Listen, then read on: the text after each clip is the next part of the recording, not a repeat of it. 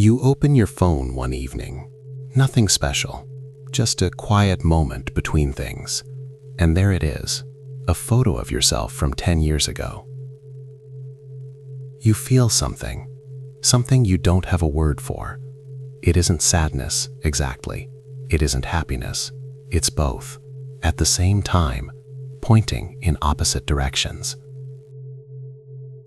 This year, that feeling happened to everyone, together. Over 1 million posts, old filters, old songs, the chain smokers on every playlist, old versions of people we used to know, everyone writing the same thing. 2026 is the new 2016. But wait, if 2016 was so good, why was everyone shouting F 2016 while it was happening? David Bowie died in 2016. Prince died in 2016.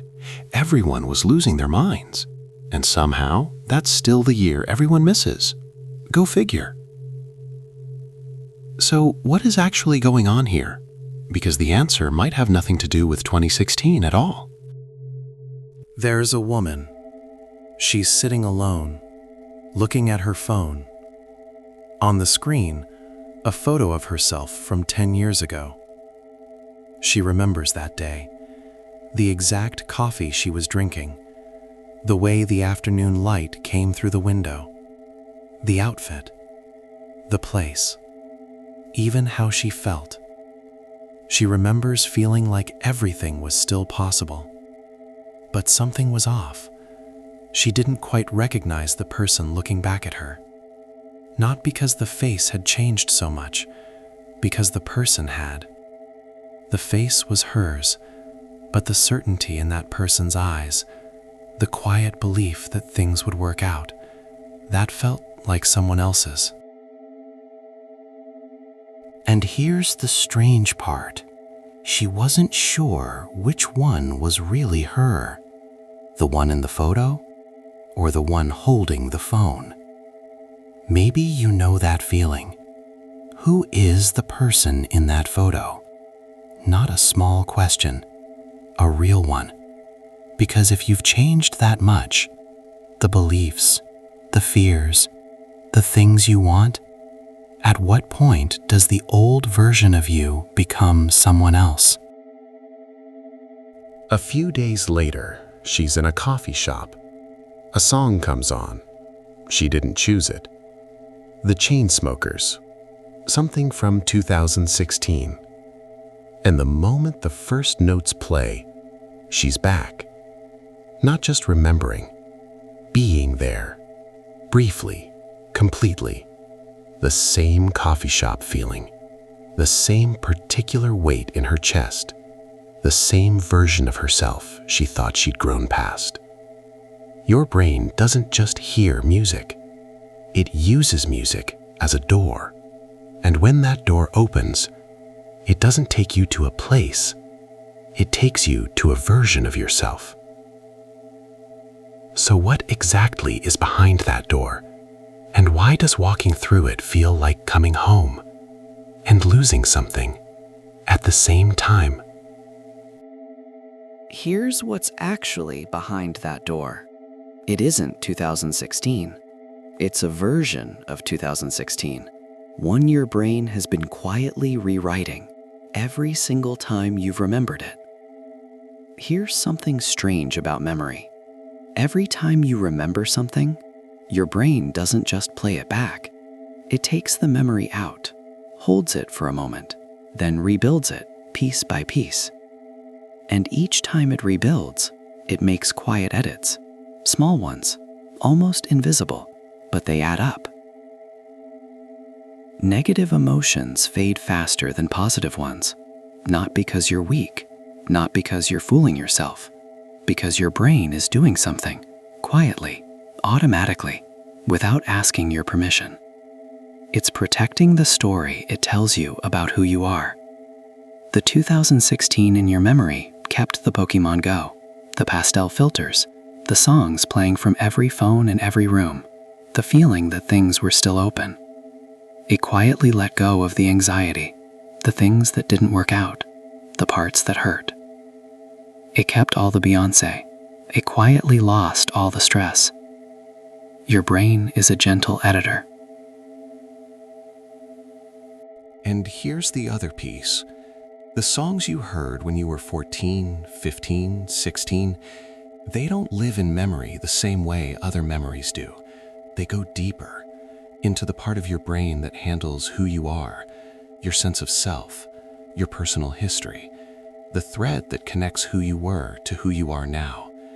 Those songs aren't just music from back then, they're you from back then.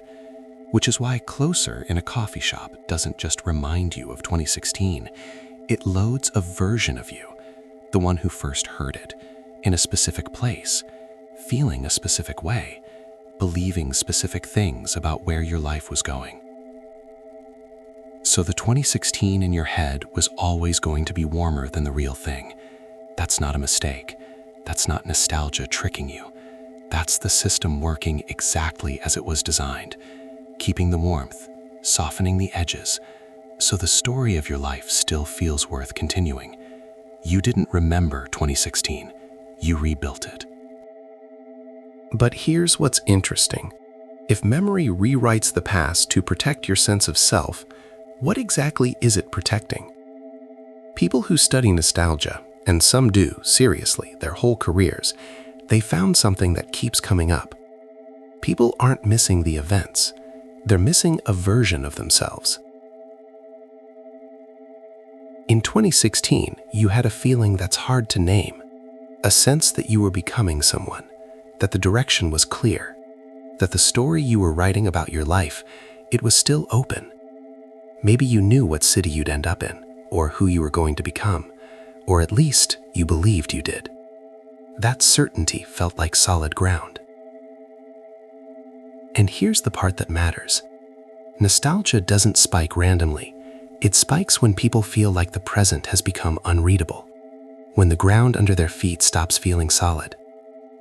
AI changing what work means, cost of living rising faster than hope. A future that used to feel like a story you were writing, now feeling more like something happening to you. This isn't personal weakness. This is what happens when a whole generation faces the same question at the same time. Who am I in a world that keeps changing the rules? When the present is hard to navigate, the mind looks for a time when it knew where it was going.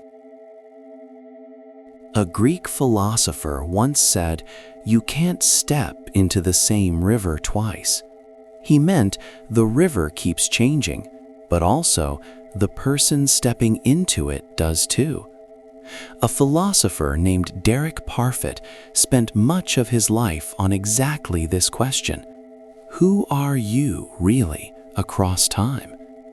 His answer was uncomfortable, beautiful, but uncomfortable.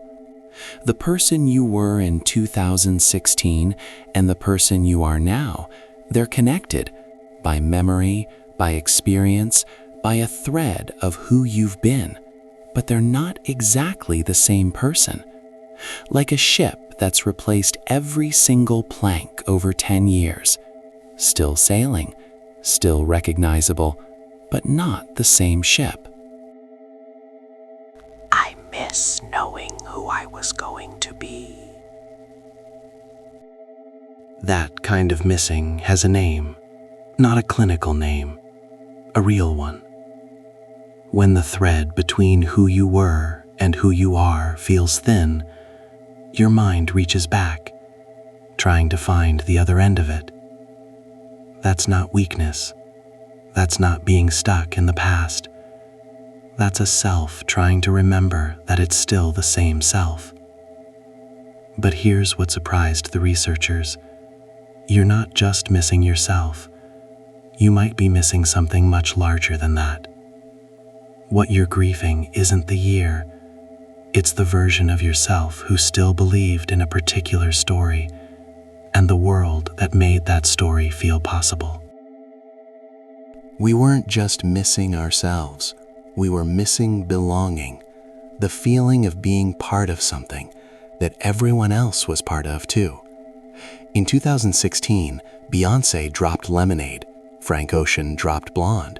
For a few months, Everyone was roughly listening to the same things, arguing about the same moments, shocked by the same surprises. And Pokemon Go, for about 8 weeks that summer, strangers were walking into parks, pointing their phones at nothing, and actually talking to each other, out loud. Thinking about it now, it sounds almost impossible. Then something changed. Not all at once, not overnight, but step by step, the internet that was once a shared room became something different.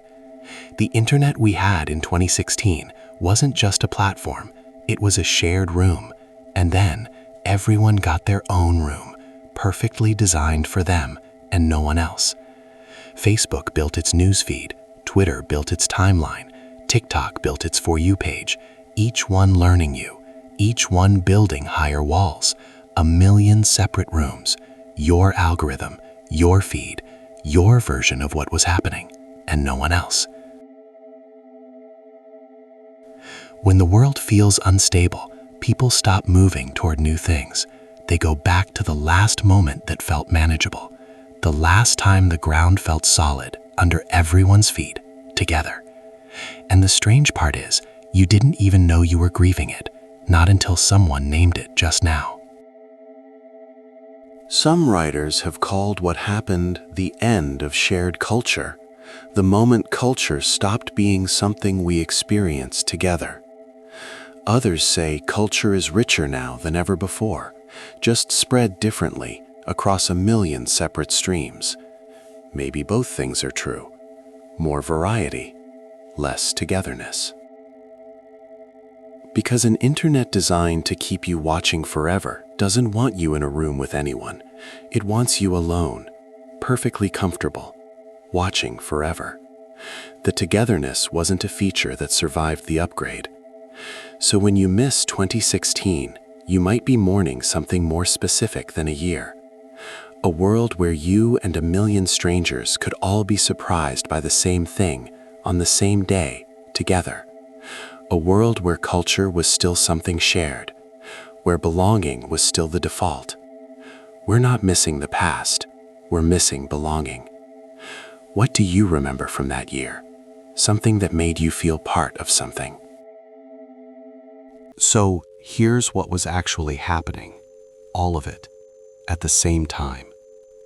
Nostalgia for 2016 isn't one grief, it's two.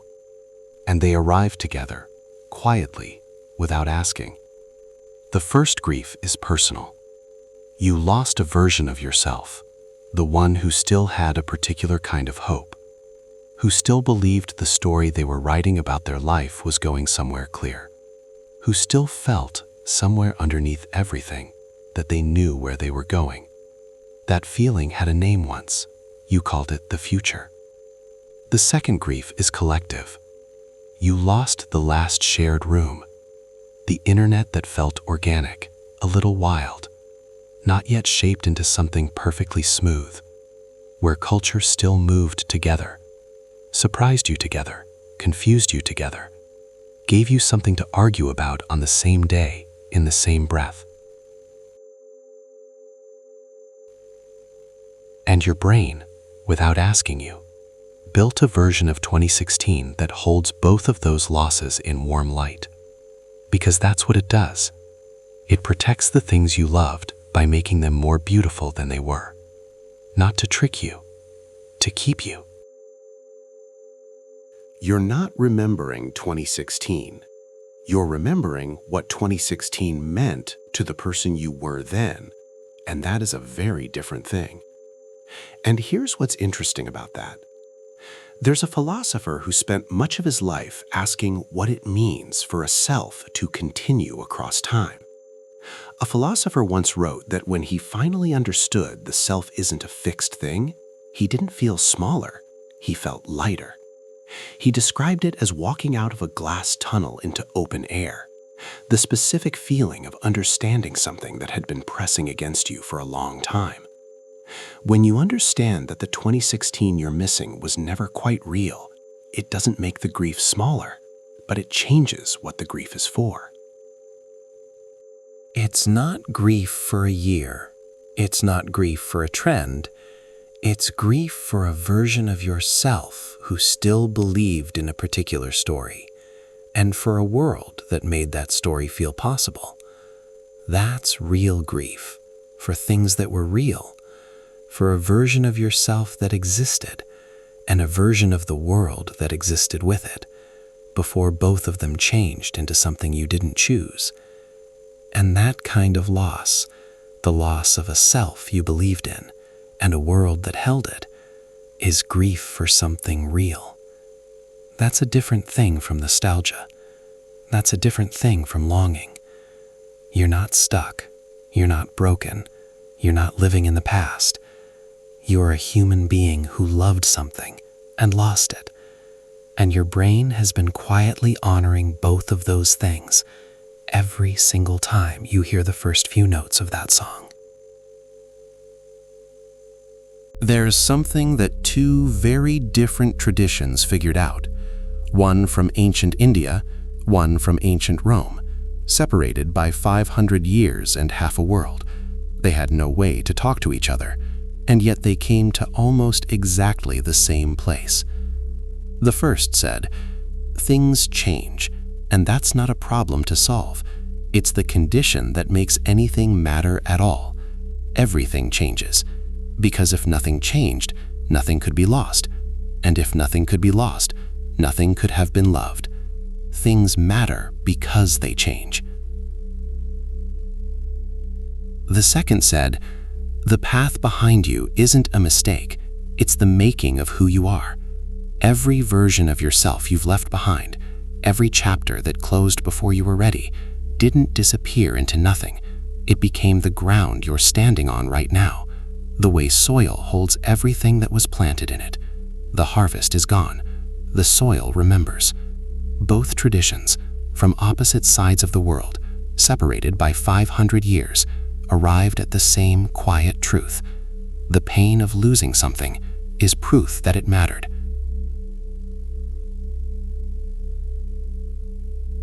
So if you felt something when you saw that photo, if you felt that unnamed thing between sadness and warmth, that feeling isn't nostalgia tricking you. It isn't weakness. It isn't sentimentality. It's the oldest signal there is. The pain means it was real. The missing means it mattered. You don't need to go back. You can't, really. But you can carry what it meant. And that, across traditions, across neuroscience, across everything, that turns out to be enough.